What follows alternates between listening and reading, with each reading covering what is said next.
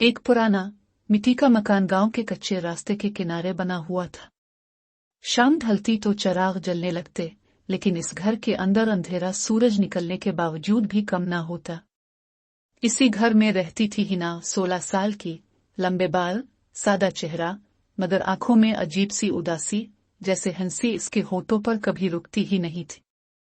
इसकी मां शाजिया, एक नर्म दिल औरत, दिन रात सिलाई करके किसी तरह घर का खर्च संभालने की कोशिश करती। और फिर था रशीद, वो शख्स जिसने अपने हाथ से अपने ही घर को जहन्नम बना दिया।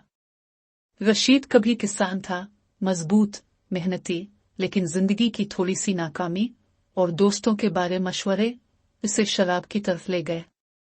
आहिस्ता आहिस्ता वो एक ऐसा शख्स बन गया जिसका दिमाग में ही सिर्फ नशा बोलता था।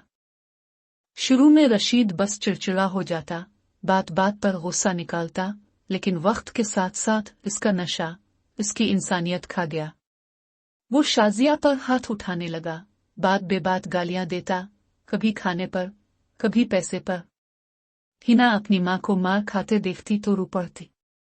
एक दिन चीख कर बोली, अब्बा, अम्मी को मत मारी। रशीद ने पलट कर ऐसा थप्पड़ मारा कि हिना जमीन पर गिर गई।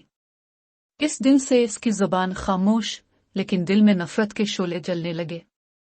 रशीद के भाई अक्सर घर आते, लेकिन मदद करने के बजाय शाजिया पर ही इल्जाम लगाते, रशीद ऐसा नहीं है, तुम ही कुछ करती होगी। गांव में भी लोग सिर्फ तमाशा देखते, किसी ने कभी आवाज नहीं उठाए। रशीद रात रात भर नशे में धत, चीखता, चीजें तोड़ता, कभी मां को खींचता, कभी बेटी को धमकाता, और फिर सुबह ऐसे बैठा होता जैसे कुछ हुआ ही नहीं। शाजिया और हिना चुपचाप बर्दाश्त करती, कभी रोत, कभी एक दूसरे को गिले लगाती, लेकिन हर रात एक सवाल जहन में गूंजता, क्या ये जिंदगी है? किसी सजाए मौत का इंतजार। एक रात रशीद ने अपनी हमाकत में अपने भाइयों को बुला लिया। वो आए, शोर, तमाशा, इल्जाम तराशी। हिना और शाजिया के लिए वो रात कहर बनकर टूटी। गांव के कुछ लोग आवाजें सुनते रहे, लेकिन दरवाजा कोई ना खोला। सुबह जब सूरज निकला, घर की हालत नानजंग जैसी थी। बर्तन टूटे, कपड़े बिखरे, शाजिया की आंखों में खालीपन, हिना का दिल कांपता हुआ, और रशीद अब भी जमीन पर पड़ा था, जैसे सब कुछ नॉर्मल हो। इस दिन हिना ने फैसला कर लिया, खामोशी अब जुर्म है।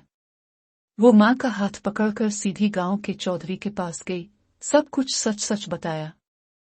चौधरी ने पहली बार सच्चाई सुनी, वो भी इतनी गहरी के गांव हल गया।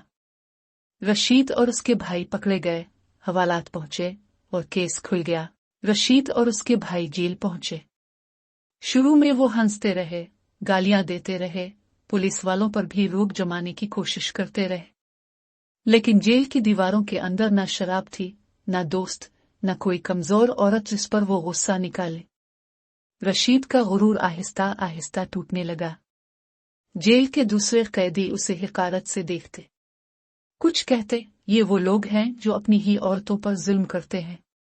शर्म नहीं आती थी। कुछ कैदियों ने इसे बेइज्जत किया, इससे छोटे छोटे काम करवाए। उसकी वो अक्कड़, जो बरसों से थी, चंद दिन में खत्म हो गई। रशीद पहली बार समझने लगा कि ताकत अगर गलत जगह इस्तेमाल हो तो कभी ताकत नहीं रहती, बोझ बन जाती है। एक दिन जेल के मौलवी साहब आए, कैदियों को नसीहत करने। रशीद उनके सामने बैठा, सर झुकाए। मौलवी साहब ने कहा, जुल्म जितनी भी देर करे, अगले एक दिन जरूर जागता है। और याद रखो, दुनिया की जेल से बड़ी सजा वो ज़मीर देता है जो सोने नहीं देता। रशीद के दिल में पहली बार लर्जा पैदा हुआ। रात को जब सब सो रहे थे, वो छत को देखता रहा, अपनी बीवी की सिसकियां, बेटी के आंसू, अपनी मां की बद्दुआएं याद करता रहा। इसके दिल से हल्की हल्की सिसकियां निकलने लगी। वक्त गुजरता गया, सजा काटते काटते रशीद के बाल सफेद हो गए, जिस्म कमजोर पड़ गया, लेकिन इसके अंदर का बोझ खत्म ना हुआ।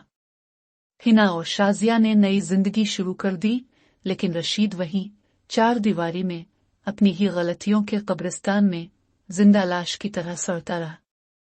अंजाम यही हुआ, ना इज्जत बच्ची, ना सुकून, ना दुनिया रही, ना रिश्ते, बस पछतावा, तन्हाई اور وہ سوال جو ہر رات رشید سے پوچھتا، کیا یہ سب کچھ اس شراب، اس غصے، اس ظلم کے قابل تھا؟ یہ انجام صرف رشید کا نہیں، ہر اس انسان کے لیے آئینہ ہے جو سمجھتا ہے کہ گھر کے اندر کا ظلم کبھی باہر نہیں نکلتا۔ سچ ہمیشہ چھپتا نہیں، دیر لگتی ہے، مگر نکلتا ضرور ہے۔